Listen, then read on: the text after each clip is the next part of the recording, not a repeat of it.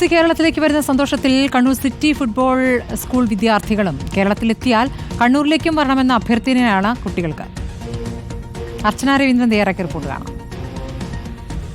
അങ്ങനെ ഏറെ നാളത്തെ കാത്തിരിപ്പിനൊടുവിൽ നമ്മുടെ മെസ്സി കേരളത്തിലേക്ക് വരികയാണ്. അതുകൊണ്ട് തന്നെ നമ്മുടെ കണ്ണൂരിലുള്ള ഫുട്ബോൾ പ്രേമികളും ആവേശത്തിലാണ്. നമ്മളിപ്പോഴും ഒരു കണ്ണൂരിലെ അക്കാഡമിയിലാണ് നമ്മളിപ്പോൾ ഉള്ളത്. ചേട്ടാ, മെസ്സി വരുന്നുണ്ട്, എന്താണ്?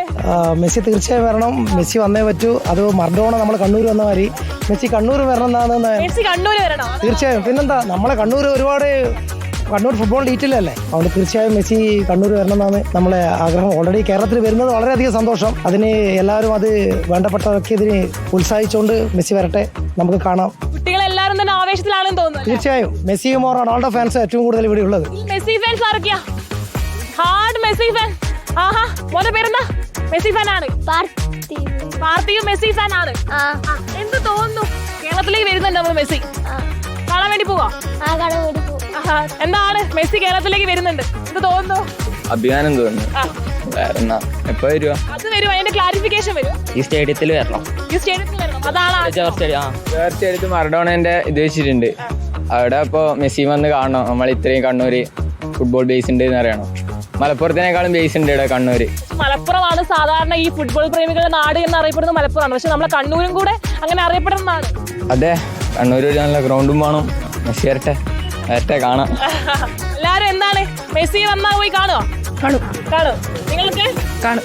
സന്തോഷത്തിലാണോ എല്ലാരും കൂടെ? നമുക്ക് എല്ലാരും കൂടെ ഒരു മാമോസ് പറഞ്ഞാലോ? ചേട്ടാ, ഇനിയിപ്പോ മെസ്സി വന്നാ പോയി കാണും. അതുപോലെ തന്നെ ഇപ്പൊ നമ്മുടെ റിപ്പോർട്ടർ ടീം മുഖേനയാണ് മെസ്സിനെ കൊണ്ടുവരുന്നത്. മെസ്സി നമുക്ക് ആഗ്രഹമുണ്ട് കാണാൻ.